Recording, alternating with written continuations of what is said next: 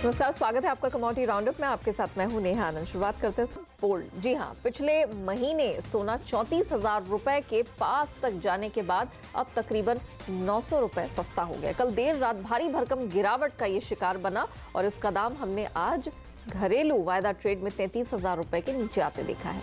इस साल के ऊपरी स्तर से 3% इसने झटक दिए हैं। फरवरी में पिछले 5 महीने के बाद पहली बार इसने मंथली गिरावट दिखाई है। बेशक ग्लोबल मार्केट में आई गिरावट का ये असर है, क्योंकि ग्लोबल मार्केट में सोना फरवरी में $1345 के भी पार निकल गया था और वहां जाने के बाद फिलहाल $1310 के इर्द गिर्द कारोबार हो रहा है, जो पिछले 2 हफ्ते का निचला स्तर है।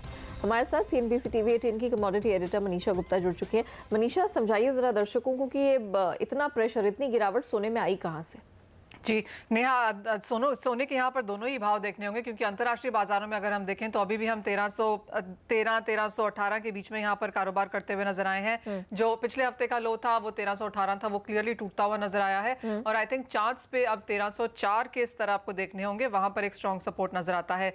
जहां तक भारतीय बाजारों की बात है, ऑफकोर्स यहाँ पर करेंसी प्ले काफी जोर से चल रहा है, क्योंकि US डॉलर में हमने फिर से तेजी आते हुए देखी है। एशियन करेंसीज में यहाँ पर वीकनेस है, रुपए में भी काफी हद तक हमने वही मूव्स आते हुए देखे हैं। और जैसे आपने कहा, फरवरी के महीने के लिए अब हम यहां पर 0.7% गवा चुके हैं सोने में और 3% की गिरावट फरवरी में चांदी के लिए भी यहां पर देखने को मिली है। लेकिन मैं कुछ चार्टिस्ट से बात कर रही थी और वो मानते हैं कि जो 3.5 महीने का अप ट्रेंड है सोने चांदी में, वो अभी भी यहां पर है, जब तक हम वो इंपॉर्टेंट सपोर्ट लेवल्स यहां पर ब्रेक नहीं करते हैं। एंड ऑफ कोर्स मुनाफा वसूली इसलिए भी है क्योंकि हमने रिस्क एपेटाइट बाजार में लौटते हुए देखी है। US डॉलर में स्ट्रेंथ यहां पर फिर से आया है। US के फेड की चेयर पावेल की 2 टेस्टिमनीज इस हफ्ते में थी, जिसको भी बाजार ने यहां पर डाइजेस्ट किया है। और US के जो GDP के नंबर्स आए हैं, वो बाजार की एक्सपेक्टेशन थी 2.2% की, हमने 2.6% आता हुआ देखा, तो वो काफी बेहतरीन है। तो रिस्क एपेटाइट उस वजह से भी बाजार में है। और चाइना का कल के नंबर्स अच्छे नहीं थे, लेकिन अगर आप उनके मैन्युफैक्चरिंग PMI के नंबर्स देखें तो वहां पर भी करीबन 1.5% की बढ़त है। 49.9 पर वो लेवल्स भी हैं। तो इकोनॉमिक डेटा, ग्लोबल डेटा जो है वो थोड़े बेहतर हैं, डॉलर में स्ट्रेंथ है और इस सब चीजों का नुकसान हमने यहाँ पर सोने चांदी में आते हुए देखा है। बिल्कुल, तो कई सारे फैक्टर्स हैं जिन्हें हम डायरेक्टली रिस्पॉन्सिबल मानते हैं, क्योंकि जब यहाँ पर इकोनॉमिक ग्रोथ की हालात बिगड़ते हुए दिखते तब सोने को यहाँ बल मिलता है और अभी स्थिति थोड़ी सुधरती हुई दिख रही है। डॉलर भी चढ़ा है और इसी की वजह से हमने देखा है कि सोने पर ये प्रेशर एकाएक बन गया है।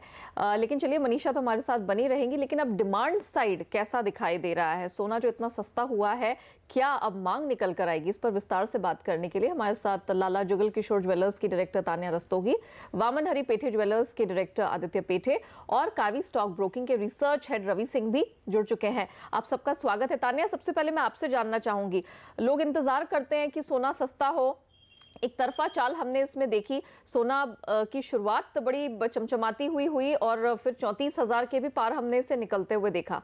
अब जो सोना ऑलमोस्ट 900,000 रुपए हल्का हुआ, आपको लगता है इन लेवल्स पे डिमांड निकल कर आएगी जो बिल्कुल नहीं आ रही थी? तान्या, आपको आवाज आ रही है? हाय नेहा। तो जैसे अभी आपने बताया कि see the investor right now is really watchful for gold, because जिस तरीके का गोल्ड ने रिटर्न दिया है पिछले 3 से 4 महीने में, मतलब जैसे अभी आपने चार्ट पढ़ा कि दिसंबर 1 को अगर आप देखें 31,600 से 1 जनवरी 32,250, 1 फरवरी वो 34,990। उसके बाद ये पहला फॉल हमको मिला है मिड फरवरी के बाद से, 19 फरवरी के आसपास के बाद से, कि जब हमारा सोना 35,480 पे पहुंचेगा। लेकिन हाउ डिमांड वर्क्स इज कि जो पहला जो लॉस होने के बाद, नीचे गिरने के बाद जो पहला अपटेक होता है, उसके बाद हमारा डिमांड ज्यादा बढ़ता है। अच्छा। आई वुड से कि अराउंड मिड फरवरी 35,480 के आसपास रेट पे हमारा डिमांड काफी अच्छा था, बिकॉज कस्टमर को एक पैनिक आ जाता है कि सोना बढ़ रहा है, जल्दी से ले लो, यू नो, बिकॉज नीड रहता है। और अच्छा खासा अगर आप देखें तो फर्स्ट क्वार्टर में अच्छा खासा डिमांड हमारा वेडिंग सीजन का होता है। सो इंसान जो व्हाटएवर द कस्टमर। तो तान्या, अभी आपको लगता है कि यहाँ पर ये जो बायर्स हैं वो एक अपटेक का वेट करेंगे? क्योंकि कल हमने बहुत भारी गिरावट आते हुए देखी और इंटरनेशनल मार्केट में जो करेक्शन हुआ उसी का रिफ्लेक्शन आज हमें यहाँ देखने को मिला है। क्या और गिरावट देखने को मिलेगी? गिरावट थोड़ी सी और एक्सपेक्टेड होनी चाहिए, बिकॉज सी फ्रैंकली क्या हो गया, अगर आप देखें तो इंडो पाक टेंशन की वजह से भी there has been a depreciation in the whole situation in the USD. तो मतलब आपको लगता है कि तब तक खरीदार यहाँ रुकेंगे? एक छोटा और जरूर फॉल आएगा बिफोर अ करेक्शन, जो कि रहेगा मेंटेन मेरे ख्याल से, at least in my opinion, for the March, and then April से वापस टेक पकड़ना चाहिए। तो अभी जो हमारा फॉल है, till now it has not really converted in the walk in, I would say. मेरा walk in was better around February mid, जब हमारा सोना वापस पकड़ रहा था प्राइस। ओके। आदित्य, आपसे भी वही सवाल बेसिकली कि क्या है मांग के इमीडिएट अभी, क्योंकि हमने ऑलमोस्ट 1000 रुपया यहाँ पर कम ऑफ होते हुए देखा है अंतर्राष्ट्रीय इंडियन मार्केट्स में, सोने के स्पॉट मार्केट्स की यहाँ पर अगर बात की जाए, और ये शादियों का सीजन यहाँ पर थोड़ा लंबा है, बहुत जल्दी हम अप्रैल मई की अगर बात करें, जैसे तानिया भी कह रही थी, तो वो ऑस्पिशियस डेट्स भी आने शुरू हो जाते हैं और उसका फायदा भी शायद यहाँ पर सोने में बनता हुआ नजर आता है। तानिया, आप ही से जानना चाहूंगी, आदित्य से फिर से बात करते हैं कि आपको क्या लगता है किस तरह की मांग हम यहाँ per month on month basis में देख रहे हैं, क्योंकि एक कंसिडरेबल डिक्लाइन है quarter on quarter, month on month also. तो जनवरी फरवरी में यहाँ पर हाई प्राइसेस की वजह से जिस तरह का हमने खरीदारी आते हुए देखी है, आगे आपको क्या लगता है फरवरी मार्च अप्रैल के किस तरह के नंबर्स हम यहाँ पर एस्टिमेट कर रहे हैं?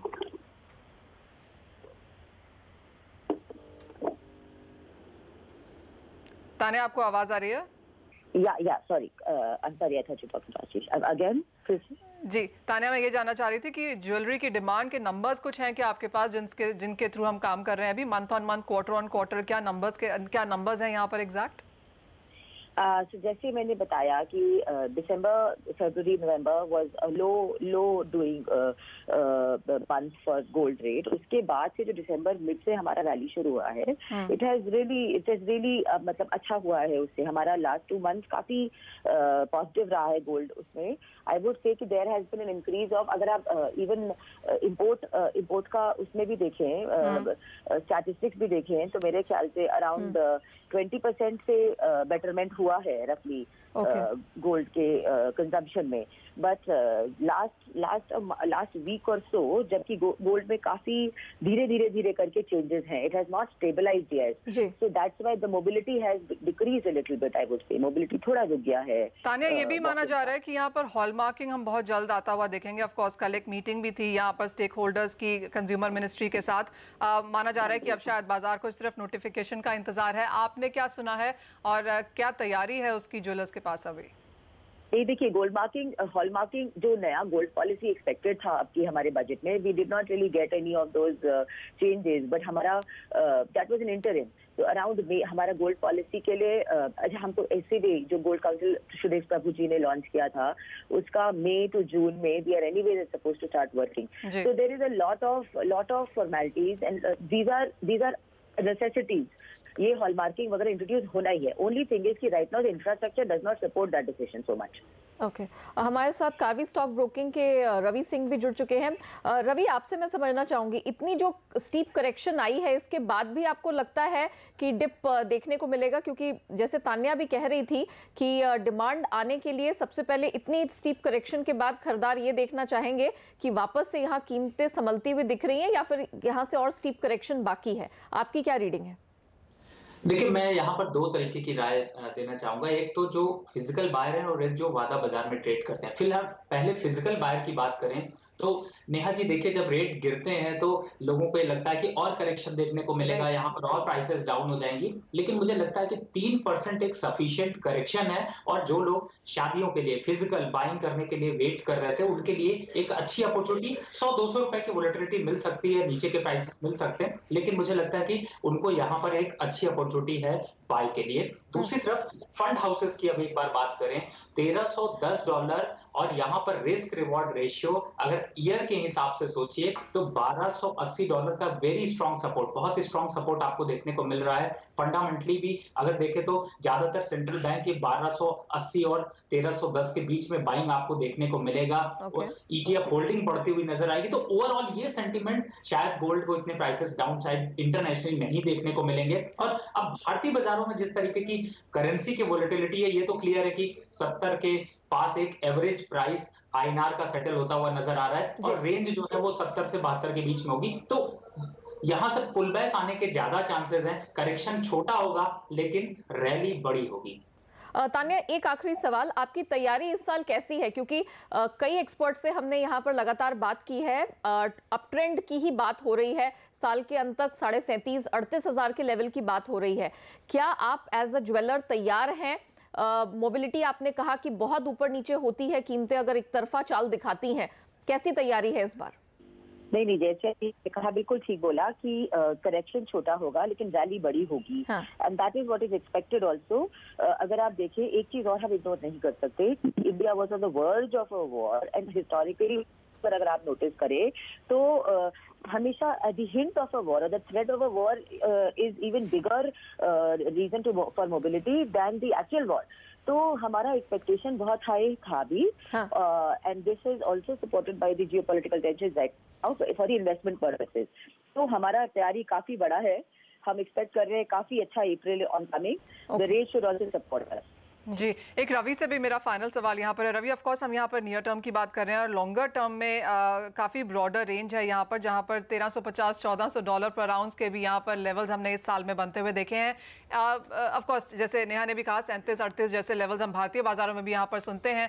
करेंसी की वॉल्टिलिटी एक ऑफ कोर्स मद्देनजर यहाँ पर रखनी होगी, लेकिन आपको क्या लगता है, क्योंकि ये डे बाय डे के उतार चढ़ाव तो हम यहाँ पर सोने चांदी में देखते ही रहेंगे, लेकिन जो फिजिकल बायर्स होते हैं, जो इन्वेस्टर्स होते हैं, वो ऑफ कोर्स थोड़ा सा लॉन्गर टर्म का व्यू यहाँ पर जानना चाहेंगे। तो अब यहाँ पर आगे के लिए, इस क्वार्टर या नेक्स्ट क्वार्टर के लिए आपका क्या सेंस है? बिल्कुल मनीषा जी, आप जिस तरीके से अभी आपने फंडामेंटल बताए हैं उसको अगर थोड़ा सा ऐड ऑन करके आप देखेंगी तो आपको ब्रॉडर व्यू बहुत क्लियर यहाँ पर टारगेट के हिसाब से मिल जाएंगे। जैसा कि देखिए, ये क्लियर है कि 32,500 के जो एवरेज प्राइस जो होगा वो शायद एक लॉन्ग टर्म बाय के लिए काफी अच्छा होगा, और जो अप साइड का एवरेज प्राइस अब आपको देखने को मिलेगा वो 33,000 के ऊपर होगा, यानी कि 33,500 और 700 के बीच में। लेकिन अभी क्या है कि इंडिया में, भारत में खासतौर से ज्वेलर्स की भी और इन्वेस्टर की भी ये मेंटेलिटी है कि 33,000 का रेट शायद हाई है, लेकिन अगर आप जब एवरेज प्राइस आप 33,000 देखने लगेंगे और 32,500 का करेक्शन देखने को मिलेगा तो आपको अट्रैक्टिव लगेगा। और इस साल 35,500 तक का अगर ईयर एंड का टारगेट देख के चल रहे हैं, लोअर साइड पे भी, अप साइड पे 37,000 है, तो इसका मतलब है कि मुझे लगता है कि रिस्क रिवॉर्ड रेशियो बहुत अच्छा है।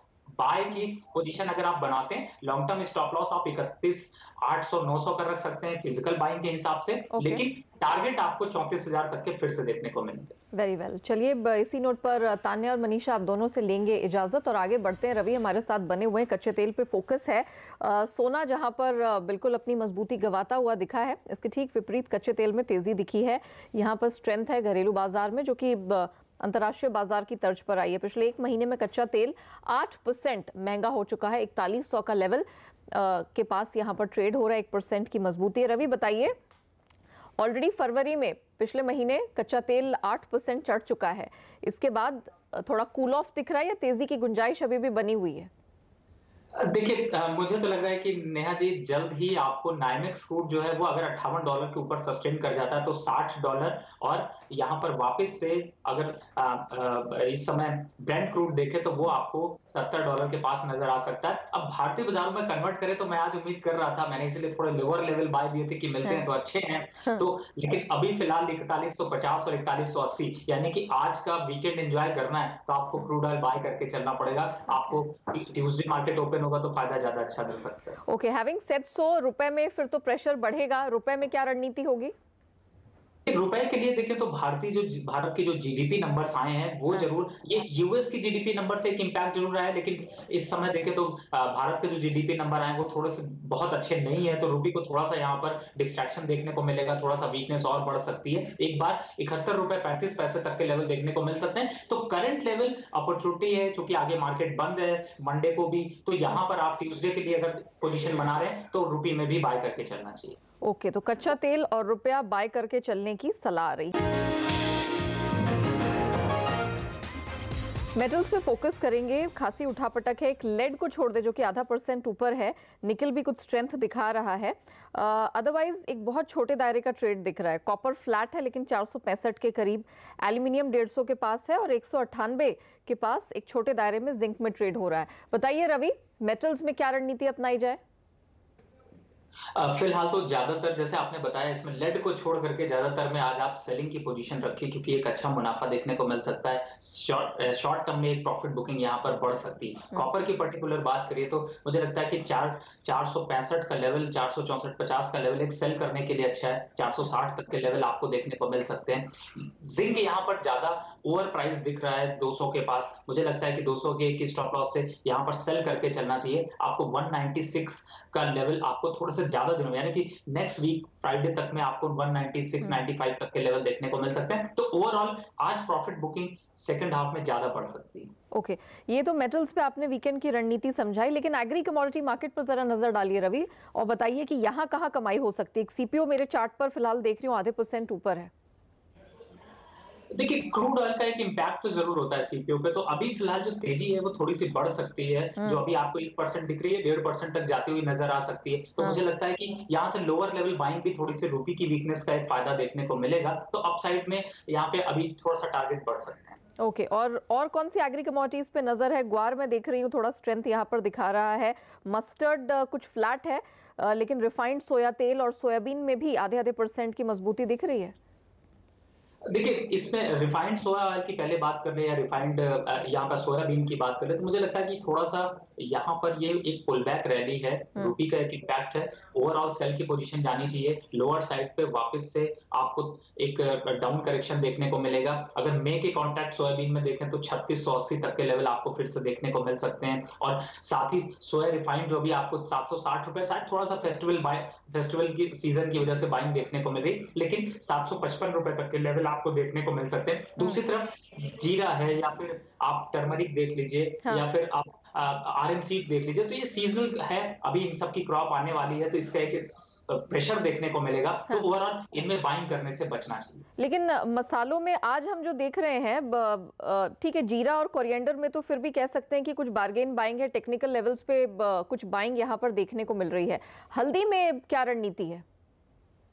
देखिए, हल्दी में फिलहाल तो अप्रैल में सप्लाई आनी शुरू हो जाएगी मंडी में, और खासतौर से अभी जो निजामाबाद मंडी का हाल है वहां पर तो इतनी डिमांड है नहीं। तो मुझे लगता है कि शायद आपको 6100 तक के, यानी कि 6100 तक के लेवल देखने को मिलेंगे। आज जो पुल बैक आया है, अपॉर्चुनिटी है जिन लोगों को अपनी पोजीशन हेज करनी है, या जो लोग इंडिपेंडेंटली वायदा बाजार में ट्रेड करते हैं, एक बार सेल करके चलना चाहिए। लोअर साइड पे टारगेट के हिसाब से देखें तो आपको मुझे लगता है कि एक बार 6100 तक के टारगेट आपको देखने को मिल सकता है। ओके, तो 6100 6200 वो एक रेंज है जो नीचे की तरफ दिखाई दे रही है। लेकिन बॉटम लाइन यही है कि फसलों की आवक जारी है मंडियों में, और इसी का प्रेशर है जो इस सीजन में देखने को मिलेगा। तो फिलहाल खरीदारी से बचिए। शॉर्ट साइड में मसालों में यहाँ पर खासतौर से हल्दी पर आज फोकस करके चल सकते हैं। शुक्रिया रवि आपका हमारे साथ जुड़ने के लिए, और पूरे कमोडिटी मार्केट पर अपनी राय इस वीकेंड हमारे दर्शकों के साथ शेयर करने के लिए। वक्त हो चला है अब इक्विटी मार्केट पर नजर डालने का। सेकेंड हाफ में कहाँ कमाई के मौके हैं? वीकेंड है, लंबा वीकेंड है, तो कौन सी स्ट्रैटेजीज आपको घर लेके जानी है और किन को आज ही आपको निपटा के निकलना है? इन सब डिटेल्स को लेकर जुड़ रहे हैं मेरे सहयोगी वीरेन। Over to you. शुक्रिया नेहा। आज